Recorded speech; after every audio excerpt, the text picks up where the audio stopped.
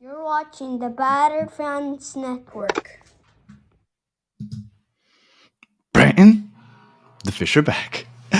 Welcome, everybody, to episode number 49 of the Better Marlins Fans Podcast. I am your host, Daniel Ganana, and alongside me, I got Mr. Brenton Griffin. How are you doing, sir? I'm doing great, man. Glad to be back. Glad to be talking fish with you. And yeah, It's just been a excited. while. It's been a while. It's been a little bit. Yeah. So, quick pleasantries out of the way. Just a quick update. We the last time we did this, I believe, was the beginning of June of 2024. A couple Yeah. things have changed since then, so it kind of took us away. I had a third child. Brian had a third child. Yeah. Callie moved to Baltimore. Spaz is traveling around the world. Yeah. So yeah, it's been some changes. But we wanted to come back. We decided last month that we would come back, and then all of a sudden the Marlins got hot. And I honestly, you know. know what I was thinking when they got hot? It's Oh us. man, it's gonna no. I was thinking it's gonna sound like we just came back because they got hot. Yeah. Yeah, That's they're what I thought playing too. well. They finally came back because they're finally playing well. I was like, oh come on, man, Yeah. what horrible timing. But it has been a fun last month, Yeah. and I guess we can get into it. So, Fisher back, and 95 games to the season. I think that if you tell us that there are 7 games on the 500 at the All Star break, I think just about everybody takes it. At one Yeah. point in February, I think we were the only team that hadn't spent a single dollar. Hmm. Um, your thoughts on the overachieving in the first half of the year? I think it's been really encouraging to see, especially when you consider like in like a lot of the main categories like home runs, things like that. Like we're bottom of the league in those stats. Like we're pretty close to the bottom, if not the bottom in most stats. Oh, did I lose you? Well, while you keep going with that, I'm not sure if I And lost you or then you. Okay. oh, sorry. I don't know if I Yeah, wasn't sure if I froze. Okay, go ahead. I don't know. No, so I think it's been encouraging to see that without elite hitting, like we're third in the East, and we're beating teams that we probably shouldn't, and then other teams that we definitely should be. So it's good to see that happening. The pitching's been great. Bullpen has It been didn't start great though. fantastic. No, I think especially with Sandy. yeah, that was the worry. I think when the year started, it's like okay, that's always going to be your strength. And then when that wasn't working, you kind of got a little worried that things might get uglier than they were. Yeah, absolutely. And then, Sandy coming out, not looking great, but having some good innings lately. Yuri being back is big. He's been fantastic since he's been Mhm. back, all things considered. You've seen the emergence of the bullpen, which, nobody really expected anything from, and they've done really well. So I think there's a lot of reason to hope for the future, and everybody who's watched us since the beginning knows I'm all about hoping for the prospects to pan out. So it's been good to see like a guy like Augustin Ramirez get his shot and really like show what he can do. You know Xavier Edwards, who I've always been high on, getting to play every day has been fantastic. We can talk about Kyle Stowers all day, like his emergence. Dane Myers really knocking down center field. Somehow or another, Jesus Sanchez is still on the team. I don't know how. I don't know He either. I might be think one he's of the the only person still surprises. here, field player since we started our podcast 2 or 3 years ago. Yeah, him and Fortes, I think, are the only two. Um, but it's been good to see. They've been fun to watch. I wasn't super confident going into the season that we would see anything other than like a AAA team, and I think we've definitely seen more than that. And guys have taken their chances. Some things that have kind of stung a little bit is losing Griffin Conine for the year. He was off to a really hot start, and that probably could have helped a lot of our power stats there. Um, but we'll see what the rest of the season unfolds, and we got the trade deadline coming up, so it's going to be interesting. Well, Ronnie Enriquez, I think, has been a bright spot. Yeah, that's another good one. I feel like you're starting to see because like you're still 7 games under 500. Yeah, You, I mean, even though you hope that it can become entertaining, I don't really expect them to fight for a wild card spot this season. no, But it's nice to see the building blocks are starting to appear. Yuri Perez, you're gonna rely on him in the future. Braxton Garrett is still out. Yeah, he's gonna be out the rest of the year. I don't think Yeah. we'll see him till next year is the prognosis. But when he gets back, like that's gonna be a huge Ry- addition. Ryan Weathers is still out, so Yeah. you still have some players that haven't even contributed to the last month because if it wasn't for the last 30 days or so, I don't think that we would be as optimistic as we are. I think it's the last 20 games. We are 14-6 over the last Yeah. 20 games. And I think that that's what changed everybody's perspective on the season Hmm. because 75 games into the season, you're what, 30-47. Yeah. All of a sudden you go 14-6 and all of a sudden your perspective changes. Yeah. No, I 100% agree with you on that because, my goal for the season was really just beat the Nats. I wanted to finish fourth in the division. That was really it. And so we were kind of doing that, so I was okay with that. But after the run, like now you have reason to think, okay, maybe we can hold third place, or maybe I think we'll definitely finish ahead of the How Nats. crazy would I have sounded if I would have told you that we were ahead of the Braves by the All-Star break? That's wild to me. Like I don't even know what happened. Yeah, because I feel like that's a bigger surprise than what the Marlins have done. Like who had the Braves looking this bad? Yeah, they fell off really, really hard, and it's funny. I actually I was in Disney last week and ran into a Braves fan and was talking to him like, what's happening with the Braves? Like, what's happening? And the guy's like, he's like, I don't know. He's like, they left for spring training and they never came back. Like he's just it's sad. And he was like, we were really hoping like the team would like really overperform, and then like the All-Star game in Atlanta would be this huge like celebration of the Yeah, Braves. yeah, And yeah, he's for like, sure. it really was. It really didn't pan out to be, and it's unfortunate for them. But I'll always take seeing somebody else win the division other than the Braves. I don't know. I don't want to see the Mets win it either, but that's a Oh well, story no, for another but day. Yeah. One other thing I want to touch on: yeah. Jensen Junk, best Mm, name. I think is that possibly the best Martins name of all time. it could be. I don't even know. Like, is there even a contender? I don't think Because so. Like that that's name is really the just best. junk. Yeah. You Oh can't get better than that. It's like no, that I there's a minor leaguer, I think he was for the Red Sox, that was on took social media for storm by storm. His name was Tugboat. That was that's a his good one. first name, and that was good. But no, I think Jansen Junk is probably the best we've had. Just junk. You know what? I usually don't get names on the back of my jerseys, but I kind of feel like putting junk on the back of my shirt. I feel like that might be the only name that would be like timeless, right? Like Yeah, you can get junk. Conine and you're probably okay, but Junk, like that could be him. It could also be any of the number of other players we've Yeah. had. There you go. So, trade deadline coming around very, very soon. Now, Yeah, when you follow the Marlins, you kind of expect to sell. And I'm not saying that they're not. They're obviously going to sell. But yeah. I'm not sure who they're selling because at first, I came in to the season worried that Sandy would be sold and that he'd be looking like Sandy. And we'd be Mm-hmm. like, oh, I hate to see him go. Let's see what we get in return. I don't even know if anybody wants him at this point. What are you thinking about the trade deadline? Who do you think goes? A lot of people say Nick Fortes also. Yeah, for a lot of the, I don't know. I could see Fortes going for sure. Like we don't really need him at this point. But Sandy, I don't know. Like I went into the season kind of like you. I expected him to be gone before July, and I expected him to return to his normal self and just kill it, and that hasn't happened. But the name that I hear more than anything is Eddie Cabrera. I hear a lot of teams circling for him, which to me he's been really good this year. But I'm like, yeah, let's sell him now because Sell we know high. what Eddie can. We know what he can do, like when he's on. But we also know he can walk 20 batters in a row and you Mm-hmm. know lose you a game or lose you a couple games in a row. And so, I would not have any problems with seeing us sell high on a guy like Eddie Cabrera. I think you probably see some of the bullpen guys gather some interest.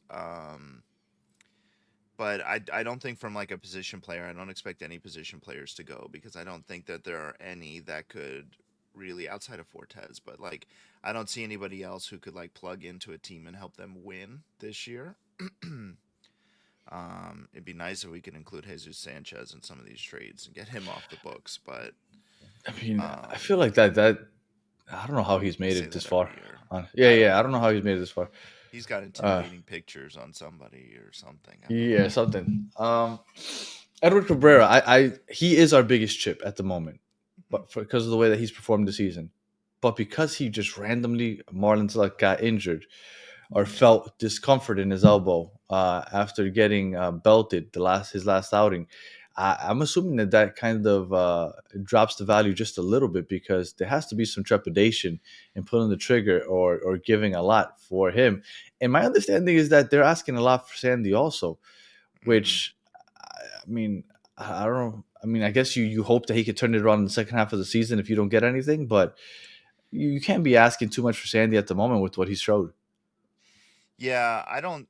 I think, and we've seen this with Bendix. Like he's not gonna make a deal just to make a deal. So I don't really expect us to move Sandy because I don't think what his valuation of Sandy is what other teams are valuing him at. So I don't expect to see them make that trade. Cabrera, I think if I didn't see the results of his MRI. I don't think it came back with anything. On Friday night, he had an MRI. I don't think it revealed anything. So I'm hoping he's healthy. We can maybe get a start in here in the next week, and then people can see, okay, yeah, he's good to go. Let's move him on because I think that's the really big piece. And I would expect us to try and go after a close to ready or minor league ready to make the jump to major league shortstop for Cabrera. I think that's what the big hole is in the team right now. Um, and I think they addressed that with the draft this weekend. They picked up a guy from Oregon State who's big guy, hits with power, can really play short or second. But I think that's the future. But I do expect them to kind of add a young minor league shortstop at the deadline if they can. I think that's kind of the goal. All right.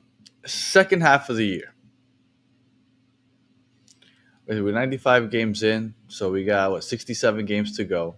Yeah. We neither one of us expect them to necessarily compete for the wild card, but you kind of want to see you're not maybe 14-6 type of pace, but you do want to see 500 ball maybe moving forward, and you Hmm. want to keep seeing the young guys growing. What are your expectations in general for the second half of the team? I guess it kind of depends on what happens at the trade deadline, right? Because I think if we just we move like Eddie and maybe a bullpen arm or two, like I kind of expect us to still hang around 500 because I think we have enough starting pitching depth that we can limb through the rest of the season while we wait for guys like Max and Braxton and guys like that to come back next season.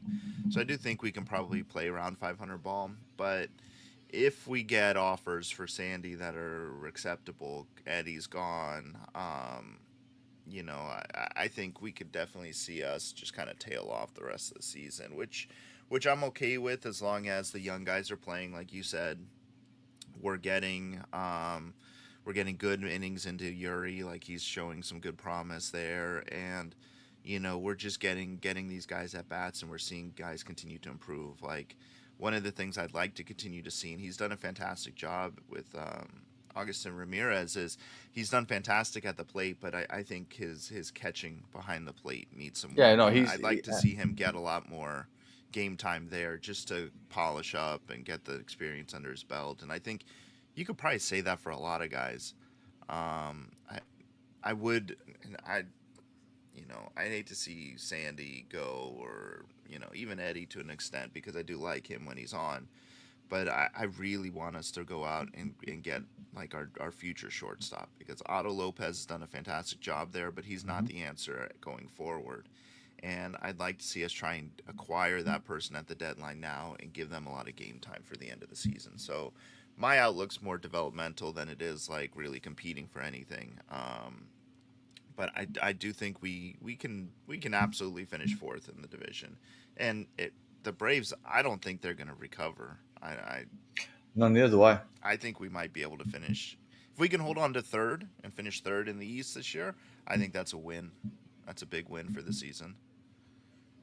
If Nick Fortes gets traded, hopefully we start seeing Joe Mack get called up. Like Mm-hmm. at this point, you're kind of Yeah. hoping to see some young guys get called up. Now I looked here, and the rest of the schedule, they play against the winning rate percentage for teams left on the schedule is 506. That's Mm-hmm. 13th. I guess you say worst, or 13th hardest with in the MLB. Um, yeah, look, it's all about development at this point. They're gonna have some tough competition coming up because they have the Royals coming up, which aren't great, but then they have the Padres and the Brewers, which are two top teams in Mm-hmm. the league right now. And then they have the Yankees coming up soon, the Guardians, the Astros, and they finally get some relief against the Braves, which is crazy to say, August 8th. So, things aren't going to probably look as good as they did the last 20 games, but, you want to see the development, and I'm excited. Yeah. Yeah, and I agree with you. I think seeing Joe Mack would be great. Getting his bat up there, and maybe even a guy like Kemp Alderson, De Los Santos, see him get up and get some time at first and third would be good too at the end of the season. And Augustine Ramirez, Joe Mack comes up. Augustine Ramirez, I see him as like a Gabby Sanchez, even though Mm. Gabby kind of fell off bat wise also, but had the bat, Yeah. not the defense. And all right, so quickly, Royals. This is how we ended every Royals. episode. Woo. We kind of previewed the next two series, and I guess we could do that with the Royals and the Yeah. Padres. Now the Royals are hovering at right below 500, and then the Padres are a very good team. So Mm-hmm. we don't have to get into detail. We're gonna get back to our regular routine, or basically show template moving forward. We just wanted to get our first episode, get our feet wet. Yeah. Our equipment was kind of rough to start. Like it's been We're a shaking off the process. rust. Yeah, it's been a process just getting everything going. But so Royals Padres predictions for the next week: 6 games, three Ooh. Royals, three Padres. For the next week, I think we probably go three and uh, yeah, because I think we can take two We're from at the home, I believe. Royals. We're at Yeah, home for the next two series also. yeah, I think we can take two from the Royals and one from the Padres. There we go. That's what I love Yeah, Breton with his. That's it, 3-3. That's three kind and of the three. the go to. Play it. Yeah, Look, 500 ball. That's what we're asking for. yeah. 500 ball. Give me 500 ball, and I'm okay. So let's go. So 500 ball. I'm not even gonna do the math in my head right now. I'm gonna go 3-3 also. I'm gonna play it safe. First episode back. Let's play it safe. Let's hope for 500 ball. And if we come back next week talking 47 and 54, I think we're still feeling Take pretty it. good about ourselves. Yeah, absolutely. Absolutely. And then, you know, good giveaway on Sunday too. They're What's giving away what's? one of the Miami Rooster plushes. So if you have Oh, kids, I I would saw that. definitely Yes. recommend that. Yeah, Well, I they've might had see if some we can make it great happen. giveaways. Oh yeah, the marketing team, man. I say it all the time. The marketing team on this for the Marlins is like top of the league, and then, they did just Do you on think field that product if isn't. the team becomes, because what I'm seeing, and I don't want to jinx it, right? But what I'm seeing is hopefully the start of a Milwaukee Brewers, Tampa Bay Rays type of team, right?